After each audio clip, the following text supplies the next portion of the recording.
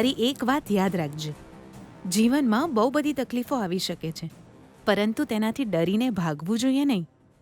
હિંમતથી સામનો કરવો જોઈએ. સમજી ગઈ ને?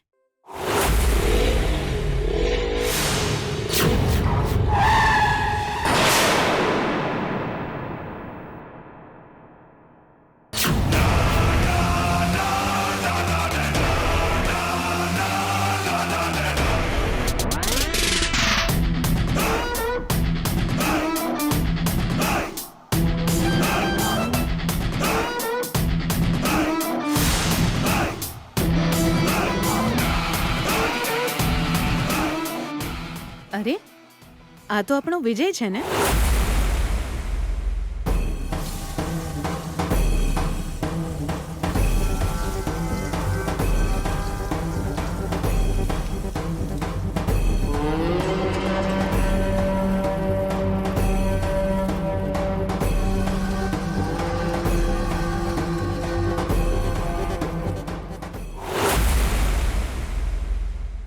વિજય, કંઈ જોઈએ છે કે શું?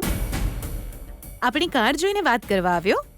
મમ્મા, મારા ફ્રેન્ડના પપ્પા સિરિયસ બીમાર થઈ ગયા હતા, એટલે તેમને હોસ્પિટલ લઈ જવા માટે મેં એમને મારી જીપ આપી દીધી.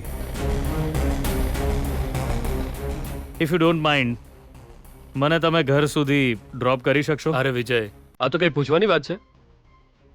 આવી જા, બેસી જા કારમાં. થેન્ક યુ પપ્પા.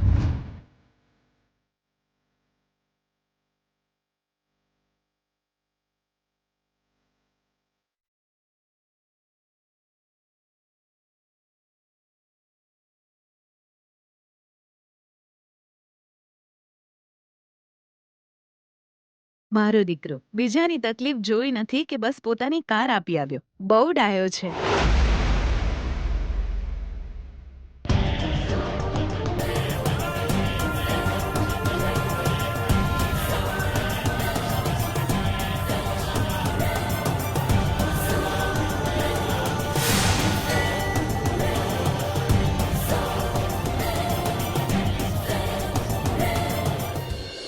બિલ બહુ વધારે થઈ ગયું છે ને? થવા દે ને વાલી, બિલ તો હું ચૂકવવાનો નથી. મતલબ તો બીજું કોણ આપશે? તું આપીશ ને.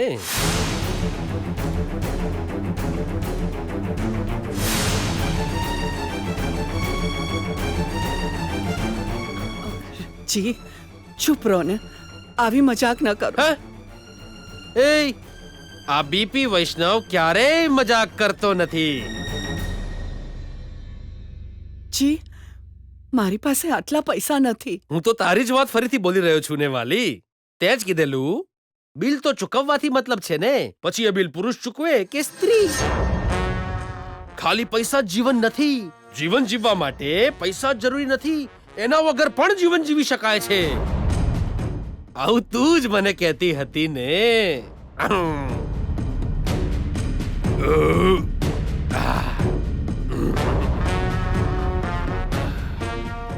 તો તારા પ્રમાણે જીવન જીવવા માટે પૈસાની જરૂર નથી. હવે તું આ બિલ કેવી રીતે ચૂકવી છે મારે જોવું છે. હે જી આવું વિચિત્ર વર્તન કેમ કરો છો? શું કરી રહ્યા છો તમે? આ તો તને પાઠ ભણાવી રહ્યો છું. પૈસાની કિંમત સમજાઈ હવે? વેટર, પેલું પાર્સલ રેડી થઈ ગયું કે નહીં? જી બેસી જા તું સુશીલા.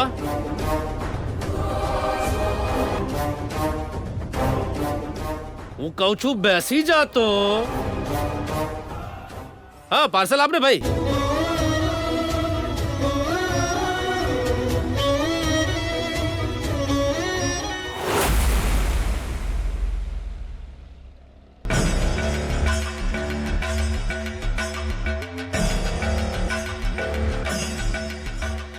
વિચાર્યું હતું કે મારી મુસીબત ટળી ગઈ, પણ એ જ મુસીબત ફરીથી સામે આવીને બેસી ગઈ છે. ભગવાન, હવે આ શું કરશે ખબર નહીં. વાતોથી જ હેરાન કરી દઈશ. આખી વાત પૂરી થાય પહેલા એને લોક કરી દઈશ. આ શું છે મમ્મા? આપણી કારમાં એક છોકરી આવીને બેઠી છે. પપ્પા, આ તમારી સમાજ સેવા છે કે શું? તે સાચું ગેસ કર્યું બેટા. કરે જ ને. મારો દીકરો એકદમ શાર્પ છે. સાચું કહું મમ્મા, મારી નજરમાં જે આવી જાય છે એ ક્યારે ગાયબ ન થાય.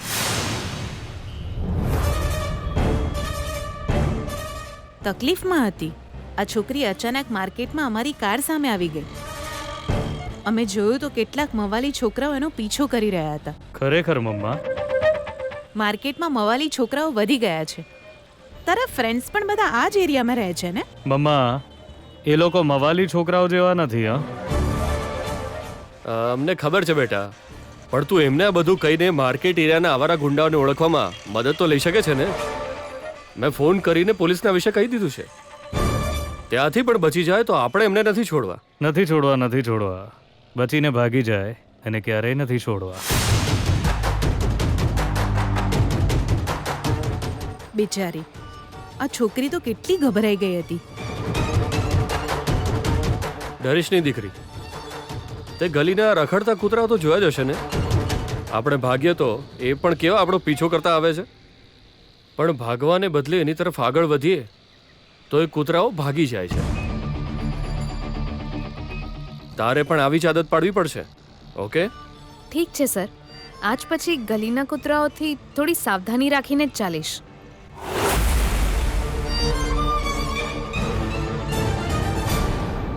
ડ્રાઈવર, એસી તો ઓન છે ને? પરસેવો થાય છે આ છોકરીને. બિચારી આ છોકરીએ ચહેરા પર દુપટ્ટો બાંધી રાખ્યો છે. તમને કોઈ તકલીફ તો નથી ને? આજકાલની છોકરીઓ આ રીતે દુપટ્ટો બાંધે જ છે બેટા. ક્યાંક ચહેરો કાળો ન પડી જાય એટલે આ રીતે મોઢું ઢાંકીને જ ફરે છે. આ છોકરી ક્યારની બિચારી ગભરાયેલી છે. લાગે છે શું કરવું એને સમજાતું નથી. હવે તને કોઈ ટચ નહીં કરી શકે. તું આરામથી બેસ બેટા. મતલબ ડરને કારણે તમે દુપટ્ટો બાંધ્યો છે, કાઢી નાખો હવે.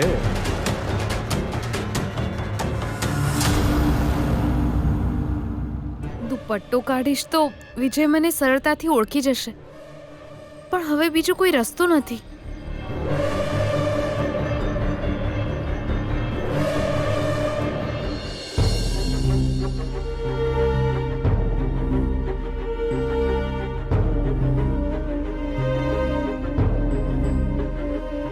મેડમ, બીજું કઈ ઓર્ડર કરવાનું બાકી રહી ગયું છે કે શું? ના રે, બીજું કંઈ નથી જોઈતું. સારું છે, તમારા જેવા 10 કસ્ટમર્સ રોજ રોજ આવી જાય ને તો બીજા કસ્ટમરની જરૂર જ ન પડે. અરે મોહનલાલ, જી સર. તું કસ્ટમર સાથે શું વાત કરી રહ્યો છે? સર, બિલ બિલ તો આપી દે છે. આટલો બધો ઓર્ડર કર્યો છે તો થોડી ધીરજ તો રાખ. મેડમ, સરને તો મેં બહાર જતા જોયા છે. એટીએમ માંથી પૈસા લેવા ગયા લાગે છે. પણ આપણી પાસે સ્વાઇપિંગ મશીન તો હતું જ મેડમ. કદાચ એમનું ધ્યાન નહીં રહ્યું હોય મેડમ. સારું સારું, તમે અહીં જ બેસજો. એ મોહનલાલ, સર. આ બાજુનો એસી બંધ કર. હા સર.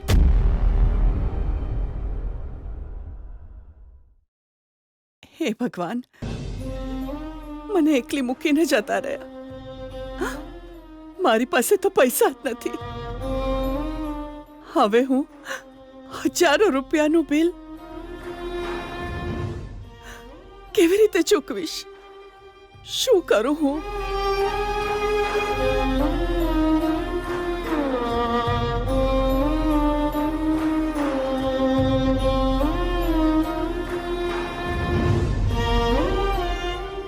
એવું કરું, મેનેજરને બધું કહી દઉં.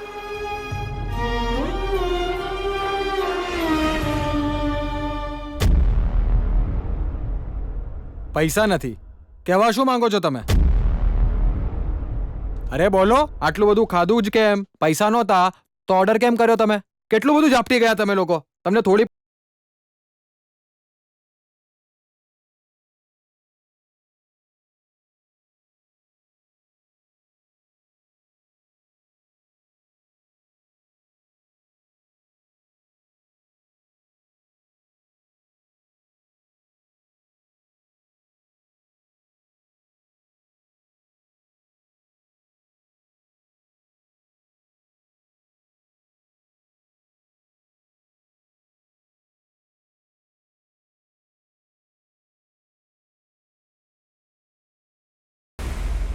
શું થયું? એક દુપટ્ટો કાઢવામાં તો તમે બહુ વાર કરી. મારી મમ્મા કહે છે કે ભૂલ કરવાવાળા મોઢું ઢાંકીને ફરે છે. ક્યાંક કોઈ ભૂલ તો નથી કરી ને તમે? મોઢું ઢાંક્યું એટલે પૂછ્યું.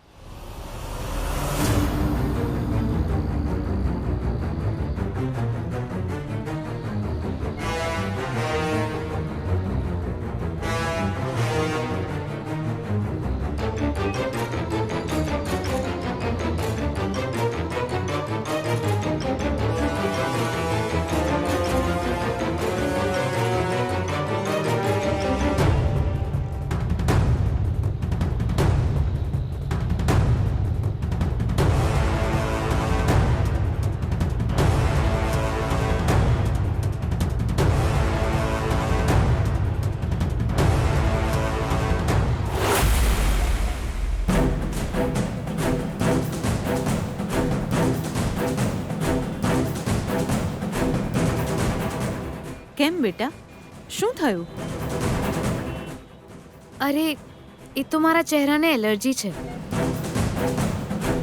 જેને કારણે ઇન્ફેક્શન થઈ ગયું છે. ડોક્ટરે મને બહારની હવામાં ચહેરાને ખુલ્લું રાખવાની ના પાડી છે, બસ એટલા માટે. પરંતુ કારની બધી વિન્ડો તો બંધ છે ને? તોય જો દુપટ્ટો કાઢીશ તો મને બહુ દુખશે. ચિંતા ના કરતી તું, તારી તબિયત સાચવ. તને જેમ ઠીક લાગે તેમ જ કર.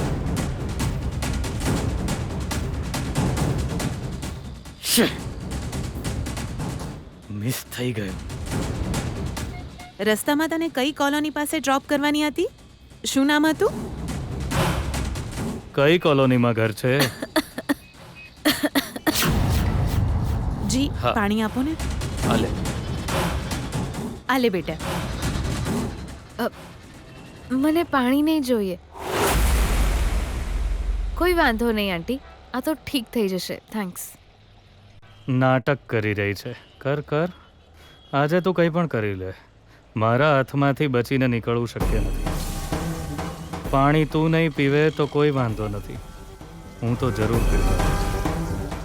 તું મારા ચક્રવ્યૂહમાં ફસાઈ ચૂકી છે. જોઉં છું આજે તું મારાથી કેવી રીતે બચીને નીકળે છે.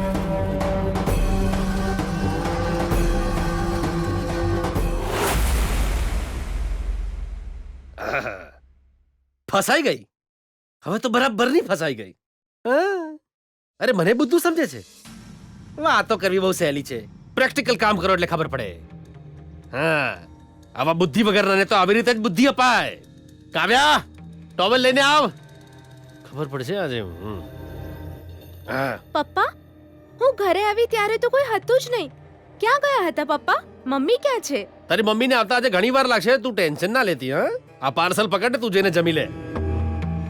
જા જા, આરામથી ખાજે. હા, આ રામ મંદિર છે અને હું શ્રી રામચંદ્ર છું.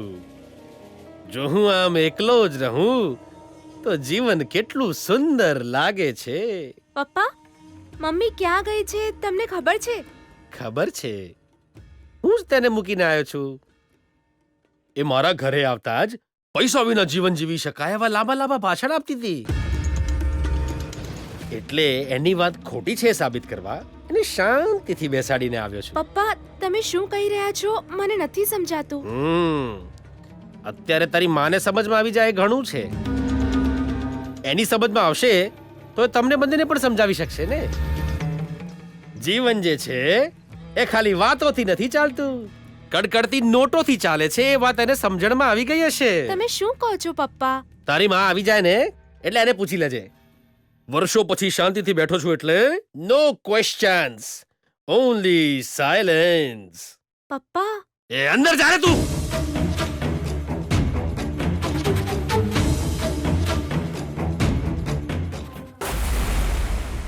હવે 2 કિલોમીટર આગળ જઈશું તો અમારું ઘર આવી જશે. તમારું ઘર ક્યાં છે? અરે અહીં જ સર, હું અહીં જ ઉતરી જાઉં. અહીં જ કાર ઊભી રાખો.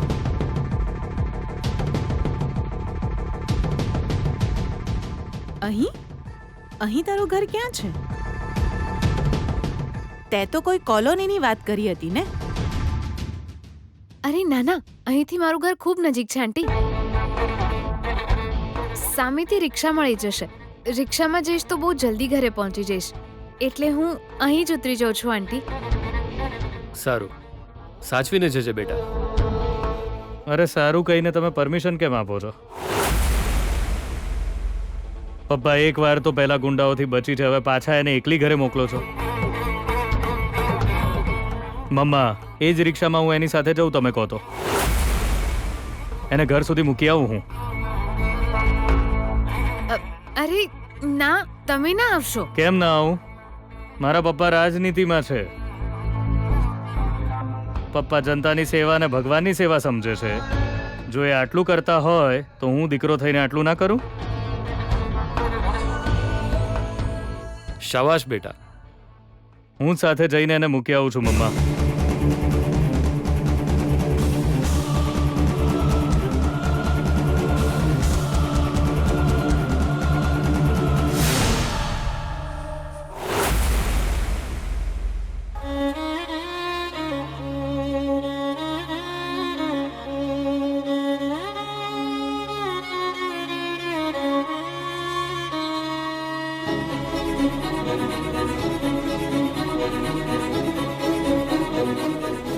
હે ભગવાન, હવે હું શું કરું?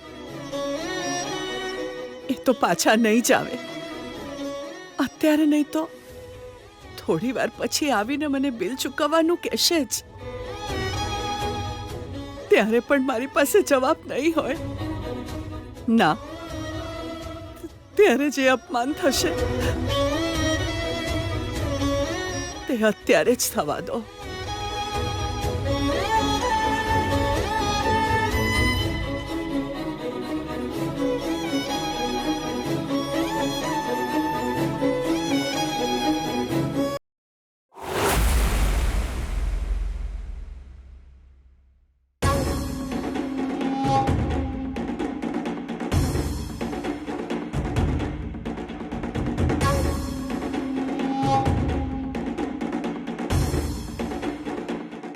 બોલો મેડમ.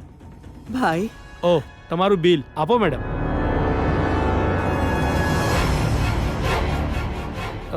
મેડમ, તમારા 4,390 રૂપિયા, 4,390. તમે કેશ આપશો કે કાર્ડ આપશો? એ તો બોલો ને મેડમ, શું વાત છે? બોલો. એ તો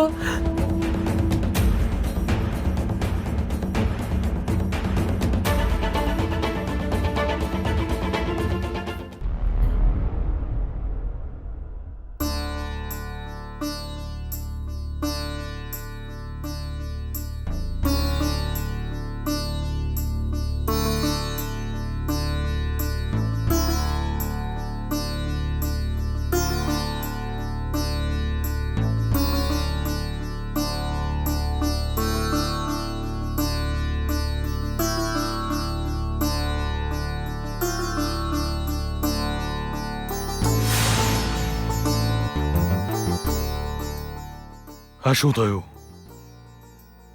આ રીતે સ્પષ્ટ ગણતરી કરતા હોઈએ ત્યારે હંમેશા શાંતિથી રહેવા વાળી આ જ્યોત અચાનક વધારે પ્રજ્વલિત કેમ થઈ ગઈ? પ્રકાશ, જ્યોતની આંજણ આપ મને, અને એક લીલું પાન આપ.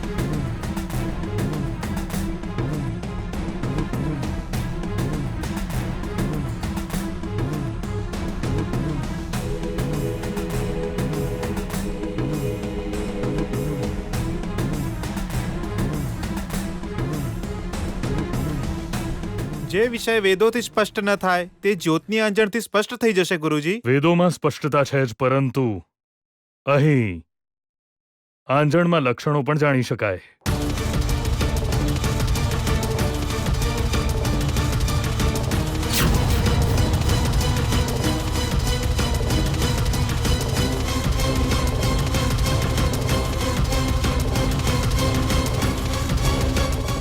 પ્રકાશ, કહો ગુરુજી. ભાનુમતીને જલ્દી ફોન લગાવો. શું થયું ગુરુજી? તેમને હેરાન કરવા વાળી છોકરી તેમના ઘરમાં જલ્દી જ આવવાની છે. એવું જ કંઈક આ આંજણ અત્યારે દર્શાવી રહ્યું છે. મને જાણ થતા મારે તેમને કહેવું જોઈએ. આવનારી તકલીફ વિશે જો હું પહેલેથી જ કહી દઉં તો ભાનુમતીએ મારા પર મૂકેલો વિશ્વાસ અડગ રહેશે.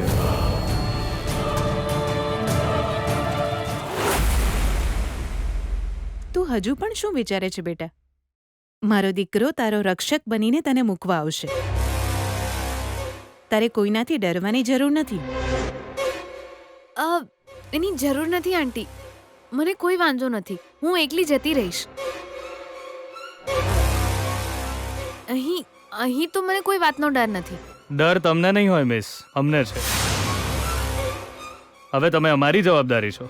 તમને સેફ ઘરે પહોંચાડવા જરૂરી છે. ના ના, હું અહીં જ ઉતરી જઈશ.